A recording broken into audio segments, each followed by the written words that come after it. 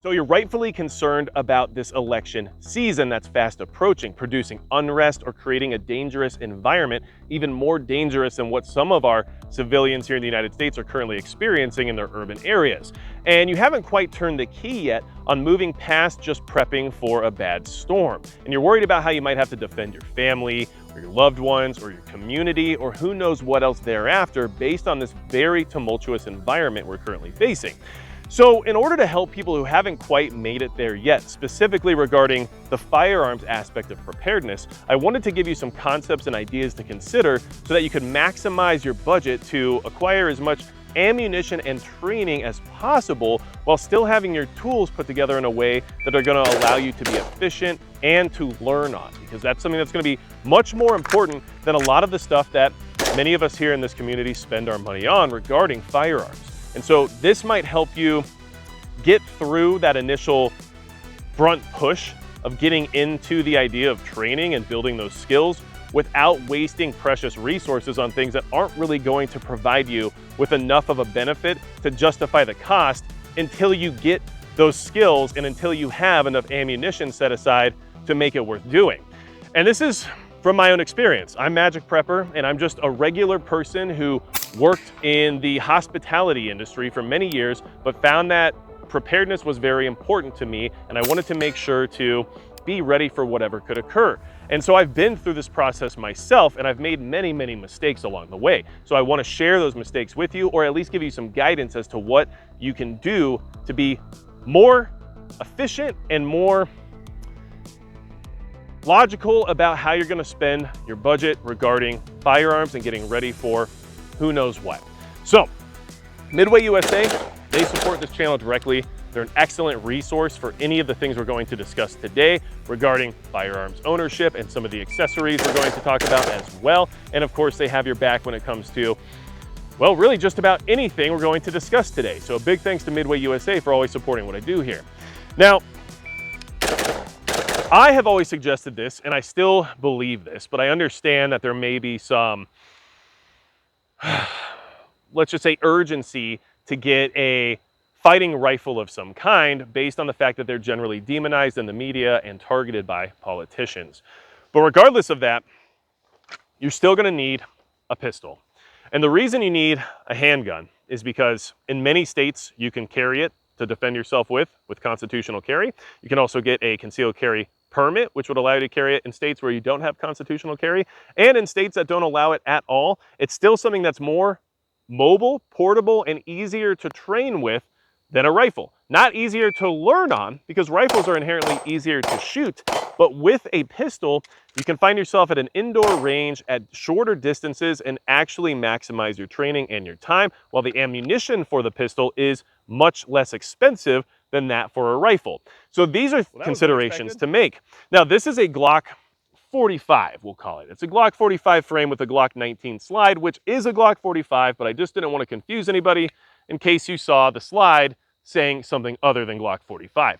A 9mm double stock pistol, like a double stack pistol like this one, is a good way to go at this point in time and at this day and age. And a Glock, you might not like the way they look, you might think they're ugly, you might not like how they feel in your hand, you might not appreciate the ergonomics. All those things are reasonable things to consider. However, if you don't know anything about anything and you're not sure what you're getting yourself into and you just want to have the basic levels of firearm preparedness ready to go in case things get weird here very soon, then a Glock is a good bet because they're very reliable with minimal maintenance, which a brand new person to this whole deal isn't going to necessarily want to put a lot of time and effort into in the sense of what it is they're trying to accomplish by building skills and learning.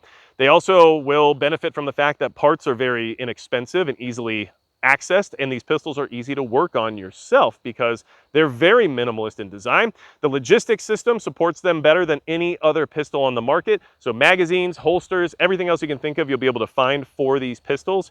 And at the same time, they do just work, and they're very practical, which right now what we're talking about is practicality.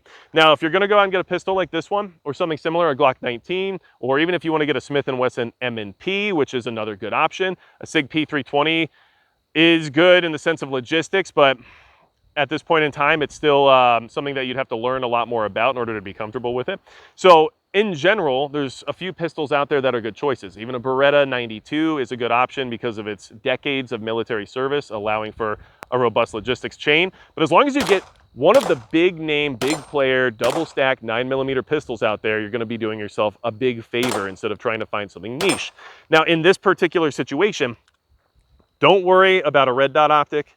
Don't worry about a light at this point in time. If your goal is to just get in the door and get a handgun in order to start learning on, but we're on a tight budget and we needed something that's reliable and safe, but at the same time capable, then a gun like this will do that for you without needing all these accessories. This is a $600 red dot optic. This is a $400 light. Can you get a $150 red dot? Sure, you can. Can you get a $100 light? Yes, you can.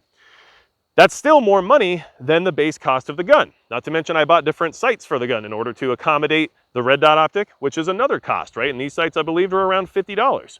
So avoid all that right now.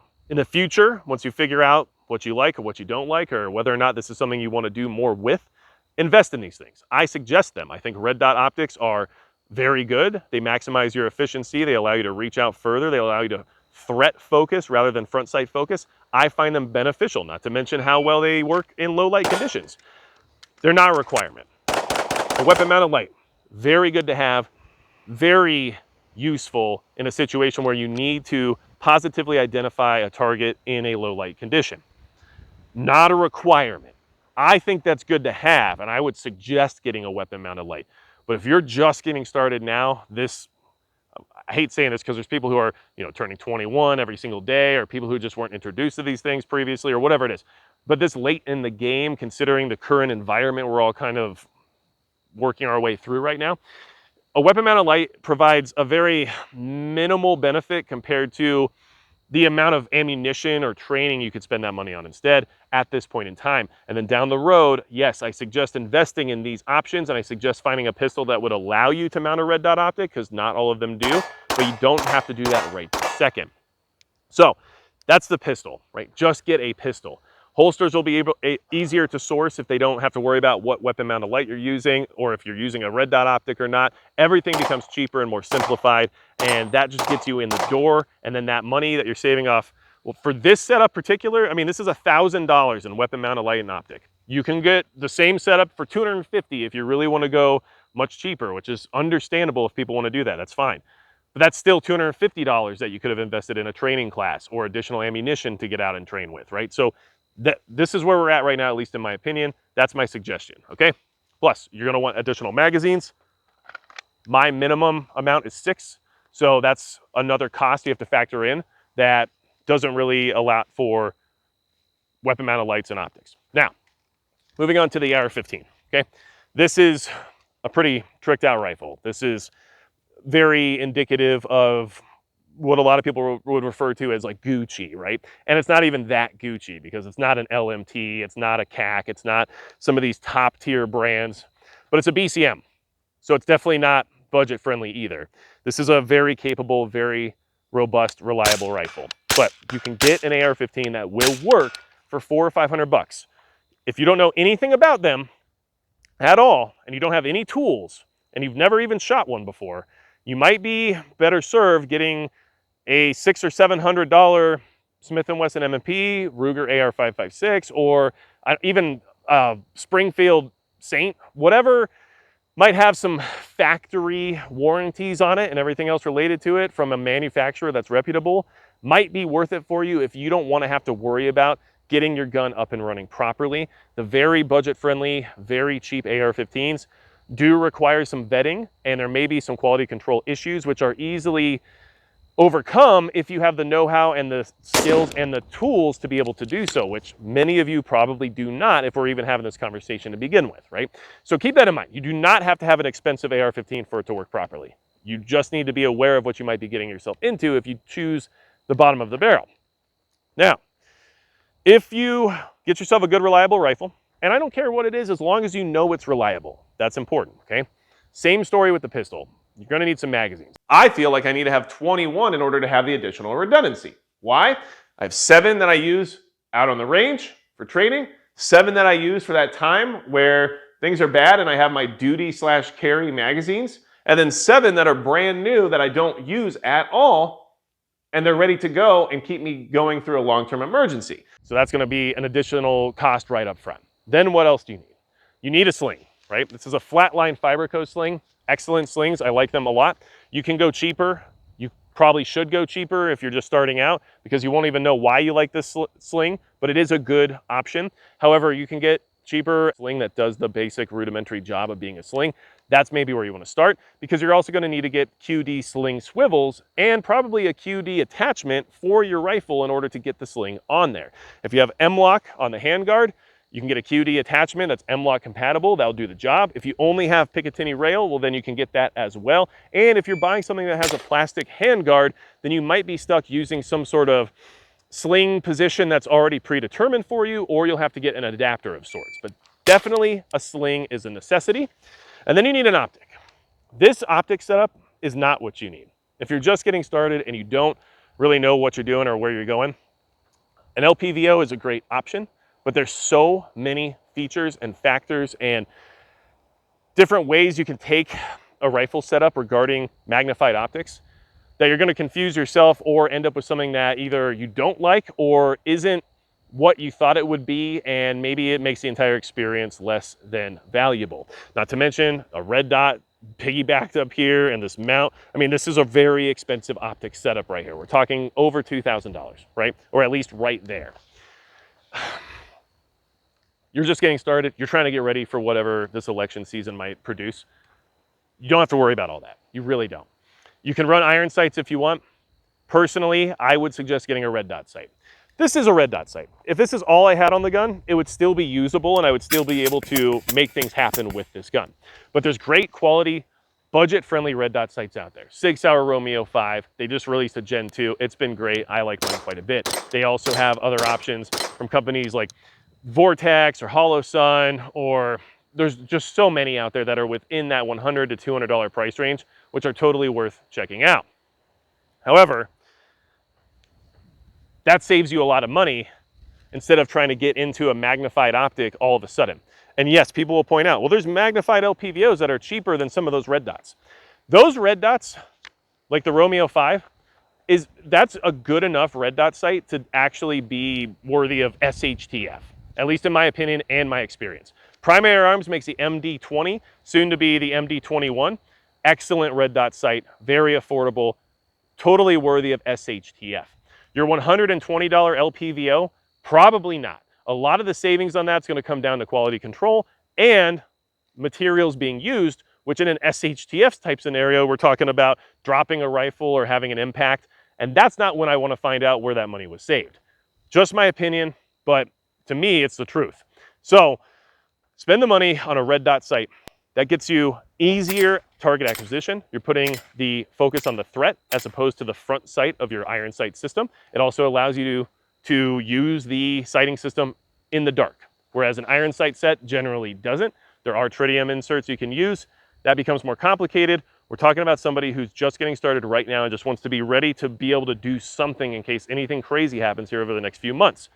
Let's not complicate it for them, right? I know a lot of you guys in the comments have a lot of great ideas and I appreciate that, but we also have to take a step back sometimes and realize that not everybody's on that same page yet. They're not quite there yet, and this isn't necessarily what we want to do in the sense of confusing them about all of this stuff when in reality, like I said, a Romeo 5 will just do what they need for right now in order to get started. That'll be an excellent optic for them to get out on the range, train, learn from an instructor, and it'll be very straightforward, right? Put the dot on the target, pull the trigger.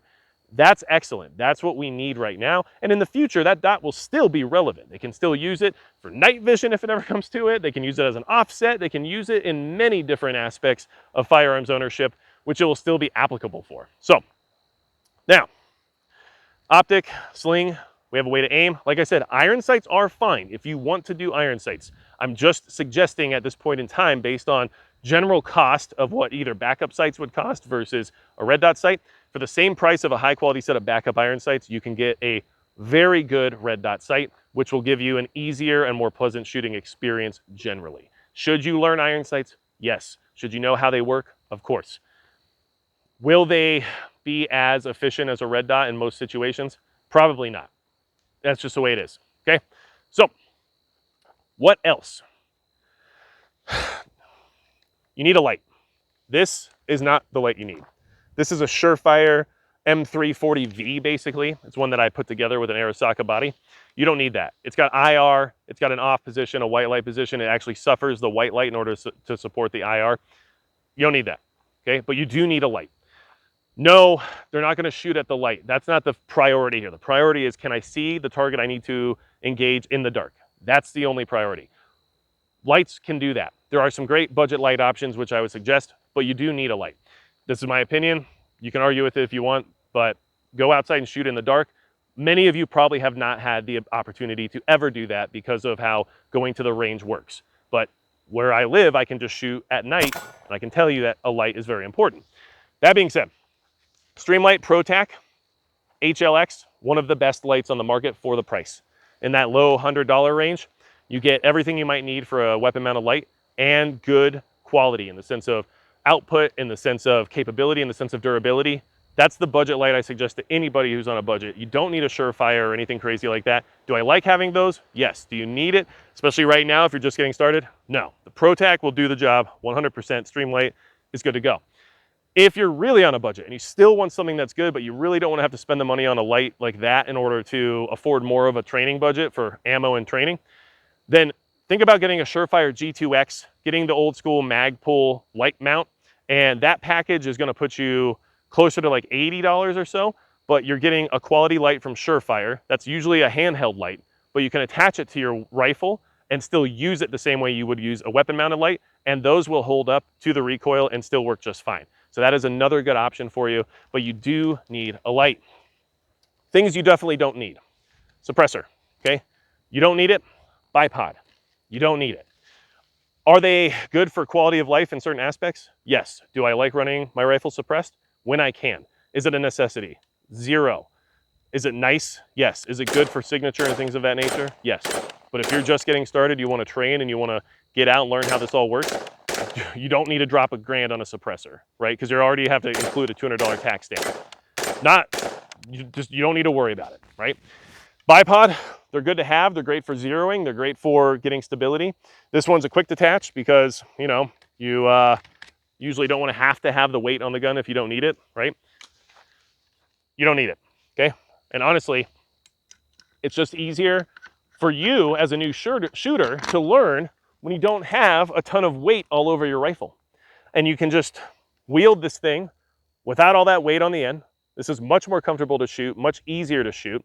Yes, the suppressor makes for a more pleasant experience in my opinion, but this is still a better and more reliable rifle system. And I didn't have to spend $150 on the bipod, $1,000 on the suppressor, and the quick detach mounts that had to go for both of them in order to be able to be easily removed. That's it. Get a red dot, get a sling, get a reliable rifle. Be sure it's reliable. Don't just buy the cheapest thing and assume it's reliable. You'll have to vet it. And get a light. And get a handgun from one of the big name manufacturers, double stack 9mm, Glock, Beretta, Smith & Wesson, SIG. And then spend the remaining funds on training and ammo. And get out there and actually learn how to use those things and then start deciding what you need next. Things are getting weird. I'm trying my best to help people who aren't quite there yet. This is one of the ways I can do that. Hopefully you learned something in this video. Leave comments below if you have other suggestions or if you disagree with me. And besides that, that's going to be it for Magic Prepper.